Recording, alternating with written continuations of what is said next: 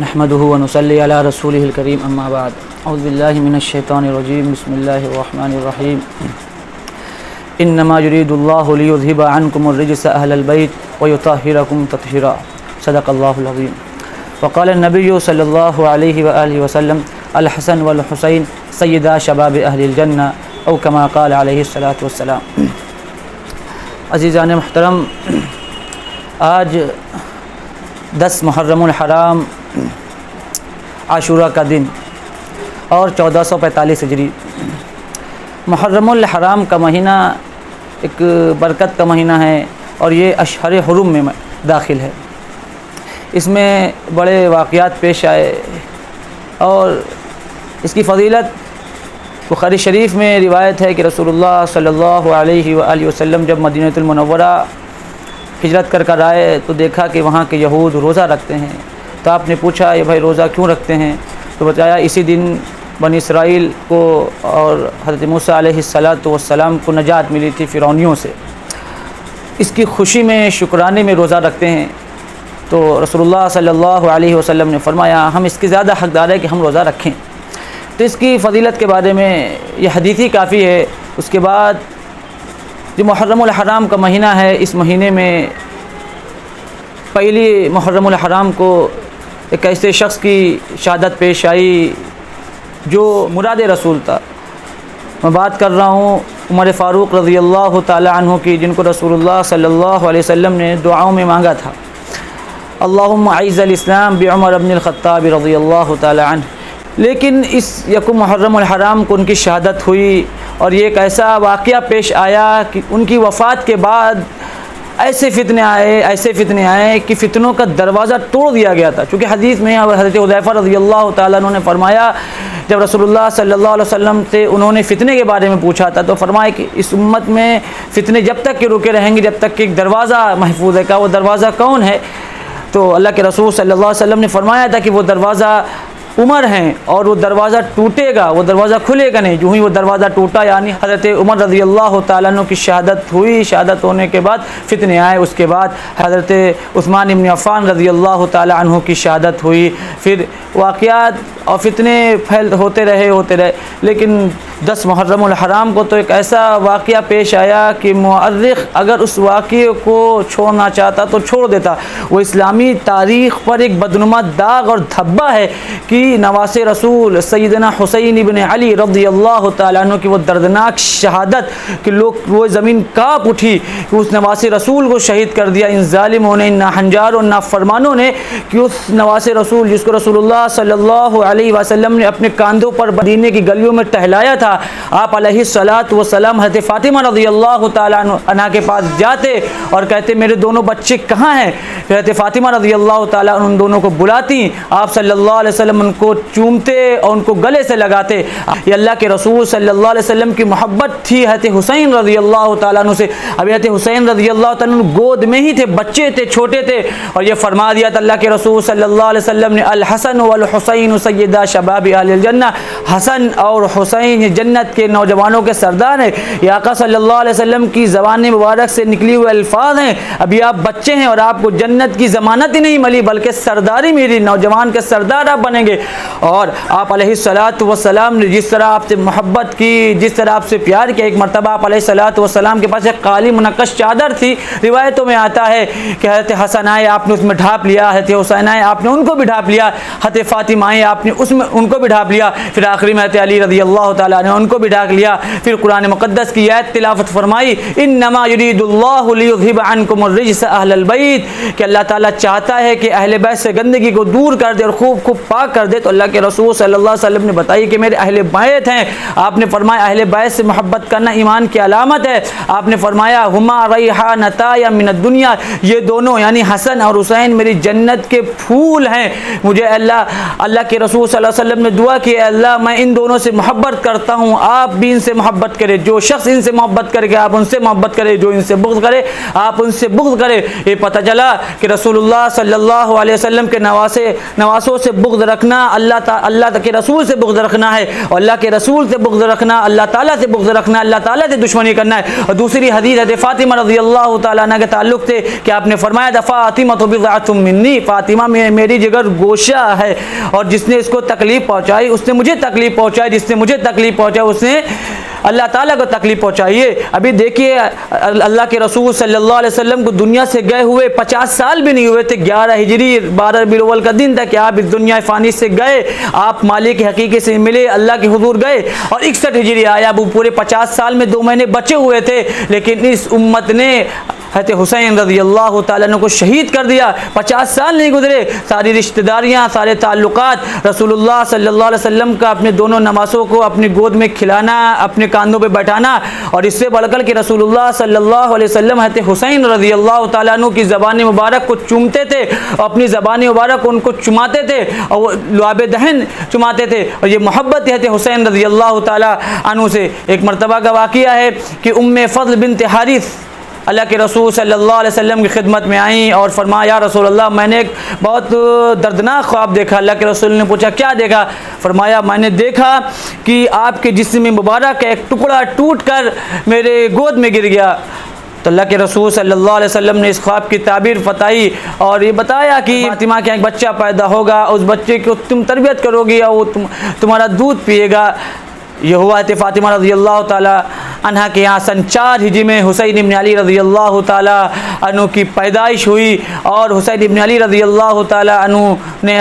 الفضل بنت حارث کی گود میں کھیلے اور دودھ پیا۔ اس کے بعد جب وہ ایک مرتبہ بچے کو لے کر آئیں حضرت حسین رضی اللہ تعالی عنہ کو اللہ کے رسول صلی اللہ علیہ وسلم کی گود میں رکھا، جب گود میں رکھا تو اللہ کے رسول صلی اللہ علیہ وسلم کی آنکھیں مبارک سے آنسو جاری ہو گئے۔ تو انہوں نے پوچھا یا رسول اللہ کیا ہوا، آپ رو رہے ہیں؟ فرمایا اللہ کے رسول صلی اللہ علیہ وسلم نے کہ میری امت میرے اس نواسے کو شہید کر دے گی، اور جبریل میرے پاس آئے اور جبریل نے مجھے وہ زمین دکھائی، اور اس زمین کی مٹی میرے پاس لے کر آئے جس زمین میں حسین کو شہید کر دیا جائے گا، اور حسین کو شہادت مل جائے گی۔ اس زمین کی مٹی بھی دکھائی کہ جہاں حسین کا خون گرا ہوگا، اس خون سے لتھڑی ہوئی زمین لے کر جبریل میرے پاس آئے۔ مجھے وہ وقت یاد آ کر میں رونے لگا، مجھے آنسو جاری ہو گئی، اور یہ بات ثابت ہوئی 61 ہجری میں عاشورہ کے دن یہ بات ثابت ہو گئی، جمعہ کا دن تھا کہ حضرت حسین رضی اللہ تعالیٰ عنہ کی وہ دردناک شہادت ہوئی کہ شمر ذی الجوشن نے، سنان ابن انس نے، زرارہ بن شریک التیمی، عبید اللہ بن زیاد جیسے مجرموں نے حضرت حسین رضی اللہ تعالیٰ عنہ کو شہید کیا۔ اور یہ جو جن لوگوں نے شہید کیا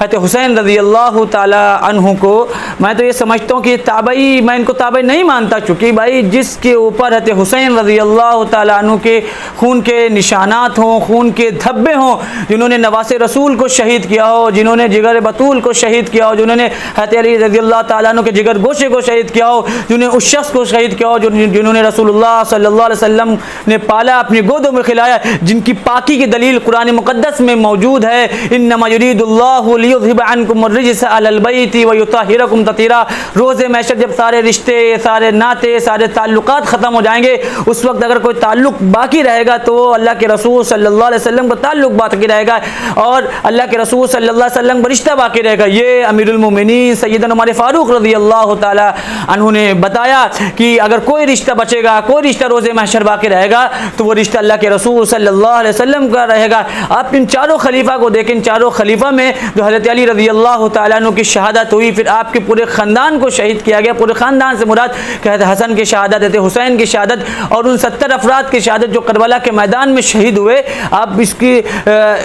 فکر کریں، سوچیں کہ اگر شہید کیوں ہوئے، اس شہادت کا کیا مقصد تھا، شہادت سے حضرت حسین رضی اللہ تعالیٰ عنہ نے کیا پیش کیا۔ اگر ہم اس پورے واقعے کو دیکھتے ہیں اور شہادت حسین کو دیکھتے تو میں ایک بات کو یہ سمجھتا ہوں کہ اگر 1445 سال بلکہ اس کے پیچھے جب سے رسول اللہ صلی اللہ علیہ وسلم کے اوپر نماز فرض ہوئی، اس وقت سے لے کر آج کے دن تک 1445 تک، آج کے دن تک، ان 1445 سال میں اگر نماز کبھی بھی معاف ہو سکتی تھی، نماز ساقط ہو سکتی تھی، تو وہ کربلا کا دن تھا۔ وہ کربلا کا دن تھا، وہ 61 ہجری کا دن تھا کہ 61 ہجری میں نماز کربلا کے دن معاف ہو سکتی تھی یا مؤخر ہو سکتی تھی، لیکن اس دن بھی نماز کی معافی نہیں ہوئی، چونکہ حضرت حسین رضی اللہ تعالیٰ عنہ کو یہ معلوم تھا کہ رسول اللہ صلی اللہ علیہ وسلم نے فرمایا تھا، میرے نانا جان نے فرمایا تھا کہ میری آنکھوں کی ٹھنڈک نماز ہے۔ یہ بھی اللہ کے رسول صلی اللہ علیہ وسلم کی زبان مبارک سے سنا ہوگا کہ اللہ کے رسول صلی اللہ علیہ وسلم نے فرمایا کہ روز محشر سب سے پہلے حساب و کتاب لیا جائے گا تو نماز کا لیا جائے۔ خدا کی قسم، بندے کو پتا ہو جائے، ان ڈھول پیٹنے والوں کو پتا ہو جائے، ان تاشے بجانے والوں کو پتا ہو جائے کہ سب سے پہلے روز محشر اگر اللہ تعالیٰ کسی سے سوال پوچھے گا، کسی سے حساب و کتاب لے گا، تو نماز کا حساب و کتاب ہوگا۔ نماز کیوں ضائع کی، نماز کیوں چھوڑی، وہ اللہ حساب لے گا، حساب پوچھے گا، چونکہ یہ آقا کی ٹھنڈک تھی۔ پھر قرآن مقدس سے بیان کیا کہ کامیاب شخص کون، کامیاب مومن کون، قرآن بیان کر رہا ہے۔ آج ہم سمجھتے ہیں جس کے پاس بلین ٹریلین مال ہو، دولت ہو، شہرت ہو، عزت ہو، مقام و مرتبہ، وہ کامیاب نہیں۔ نہیں، کامیاب تو قرآن مقدس نے بتا دیا، قد افلح المؤمنون الذین هم فی صلاتهم خاشعون۔ کامیاب وہ مومن ہوگا جس کی نماز میں خشوع ہوگا، جس کی نماز میں خضوع ہوگا، جس نے نمازوں سے محبت کی ہوگی، جس نے نماز کو اپنی فطرت بنایا ہوگا، جس نے نماز میں سکون کو ڈھونڈا ہوگا۔ کیونکہ حضرت حسین رضی اللہ تعالیٰ عنہ نے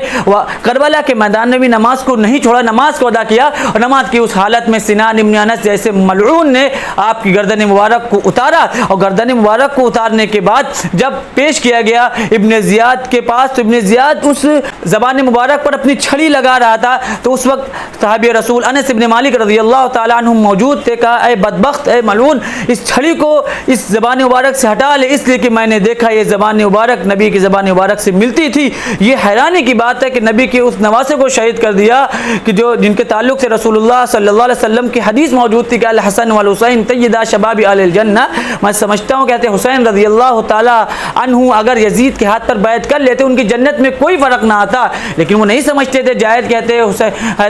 یزید کے ہاتھ پر بیعت کی جائے اور یزید کو خلیفہ مانا جائے تو اس کے اعمال، اس کی کارکردگی اسلامی منہج کے موافق نہیں تھی، اسلام کے مطابق نہیں تھی۔ تو حسین رضی اللہ تعالیٰ عنہ نے اس کو سمجھا اور نانا جان کی تربیت سے اس کو جانا، اس لیے حضرت حسین رضی اللہ تعالیٰ عنہ نے اپنی گردن کو نہ جھکا کر حق کے آگے اپنی گردن کو جھکایا اور شہید ہو گئے، اور شہید ہونا آپ نے پسند کیا۔ لیکن یہ شہادت آپ کی تمام لوگوں کو اور تمام مسلمانوں کو ایک پیغام دے کے جاتی ہے کہ کسی بھی حالت میں انسان ہو، پریشان ہو، مصیبت زدہ ہو، خوشی ہو، غم ہو، یہاں تک کہ بس سانسیں چل رہی ہوں اور لیکن حیات ہو، تو اس کو بھی نماز پڑھنے کی پابندی ضروری ہے، نماز کی وہ بھی پابندی کرے۔ لیکن شہادت حسین کے نام پہ ڈرامہ کیا جانا، بخاری میں روایت موجود، مسلم میں روایت موجود، ترمذی میں موجود، دیگر کتب حدیث میں موجود کہ اللہ کے رسول صلی اللہ علیہ وسلم نے فرمایا کہ جس نے تماچے مارے، غریبان کو چاک کیا، جاہلیت کے نعرے لگائے، وہ ہم میں سے نہیں۔ ڈھولوں کا بجایا جانا، تاشوں کا پیٹا جانا، میں ایک سوال پوچھتا ہوں کہ اگر ان کا باپ مر جائے، ان کی ماں مر جائے، اس پہ ڈھولک بجائے، یہ تو بڑی دوگلے پن کی بات ہے کہ انسان اپنے ماں کے مرنے پر، اپنے باپ کے مرنے پر، اپنے بیٹے کے مرنے پر قرآن خوانی کا اہتمام کروا رہا ہے، دعاؤں کا اہتمام کر رہا ہے، صدقے کا اہتمام کر رہا ہے، اور دوسری طرف نواسے رسول جنت کے نوجوانوں کے سردار کی شہادت ہوئی، عظیم مقام جس کے بارے میں قرآن مقدس نے فرمایا وَلَا تَقُولُوا فِي سَبِيلِ اللَّهِ أَمْوَاتٌ، جو لوگ اللہ کے راستے میں شہید کر دیے کہ ان کو مردہ مت کہو، بل احیاء ولیکن لا تشعرون، وہ تو زندہ ہے، تم سمجھ نہیں سکتے، جب ہم کیفیت نہیں سمجھ سکتے، جب ہم جان نہیں سکتے، وہ زندہ ہے۔ تو یہ عقیدہ ہے ہمارا، یہ ایمان ہمارا ہے، کہتے حسین رضی اللہ تعالیٰ عنہ اور دیگر تمام وہ صحابہ جو شہید کر دیا کہ حیات ہیں اور زندہ ہے، تو ہمارا یہ قرآن کہتا ہے، ہمارا وہ عقیدہ جو قرآن کہتا ہے، ہمارا وہ عقیدہ جو رسول اللہ صلی اللہ علیہ وسلم نے حدیث مبارکہ میں، صحیح حدیث میں فرمایا ہے۔ تو جب یہ فرمایا ہے تو زندوں کا ماتم نہیں ہوتا۔ پھر رسول اللہ صلی اللہ علیہ وسلم کی حدیث، تین جو اللہ پر ایمان رکھتا ہو، آخرت کے دن پر ایمان رکھتا ہو، 3 دن سے زیادہ جائز نہیں کہ وہ غم منائے۔ 3 دن سے زیادہ غم منانا تو شریعت نے منع کیا ہے، شریعت نے اس کو حرام قرار دیا ہے۔ اپنے آپ کو پیٹنا، اپنے آپ کو رونا، اپنے غریبان کو چاک کرنا، یہ غیر اسلامی طریقہ ہے جس کا اسلام سے کوئی تعلق نہیں، جس کا رسول اللہ صلی اللہ علیہ وسلم سے تعلق نہیں۔ یہ وہ بندہ کر سکتا ہے جس کو قرآن پہ یقین نہ ہو، جس کو حدیث پہ یقین نہ ہو، کیونکہ یہی کفار مکہ تھے جن کو جب اللہ تعالیٰ نے قرآن مقدس میں فرمایا وَإِذَا قِيلَ لَهُمْ تَعَالَوْا إِلَىٰ مَا أَنزَلَ اللَّهُ وَإِلَى الرَّسُولِ، جب ان سے کہا جاتا ہے اللہ کی طرف آ جاؤ، رسول کی طرف آ جاؤ، تو کہتے ہیں قالوا حسبنا ما وجدنا علیہ آبانا، ہمارے لیے تو ہمارے باپ دادا کافی ہیں۔ آج بھی وہ لوگ جو یزیدیت کے ماننے والے ہیں، یزیدیت کے پجاری، یزید کے ایجنٹ ہیں، جو ڈھول تاشے بجا رہے ہیں، قرآن و حدیث کا حوالہ دیں تو یہ کہتا نہیں ہم تو اسی راستے پر چلیں گے، اسی ڈھرے پہ چلیں گے جس ڈھرے پر ہمارے آباء و اجداد چلتے تھے۔ اگر بھائی آباء و اجداد نے غلطی کی، آباء و اجداد جہنم میں جائیں گے تو ہم بھی جہنم میں جائیں گے کیا؟ ہم اس کام کو کریں گے۔ یہی فرق ہو جاتا ہے سنت میں اور بدعت میں۔ سنت کہتے ہیں رسول اللہ صلی اللہ علیہ وسلم کے طریقے کو، رسول اللہ صلی اللہ علیہ وسلم کی پسند کو، اور بدعت کہتے ہیں رسول اللہ صلی اللہ علیہ وسلم سے محبت لیکن اپنی پسند کو کہتے ہیں۔ تو ہمارے سنت والجماعت کا یہ عقیدہ ہے کہ ہم وہ طریقہ اختیار کریں گے جو محمد عربی علیہ الصلوۃ والسلام نے ہمیں سکھایا، اور جو آخری آیت قرآن مقدس کی نازل ہوئی کہ الیوم اکملت لکم دینکم، اے نبی آج ہم نے اپنے دین کو تمہارے لیے مکمل کر دیا، دین مکمل ہو چکا ہے، اس میں کمی اور زیادتی کی کوئی گنجائش نہیں ہے۔ تو اس عمل کو اختیار کریں جو رسول اللہ صلی اللہ علیہ وسلم کا عمل ہے، جو صحابہ کرام کا عمل ہے، جو تابعین کرام کا عمل ہے۔ وآخر دعوانا ان الحمد للہ رب العالمین۔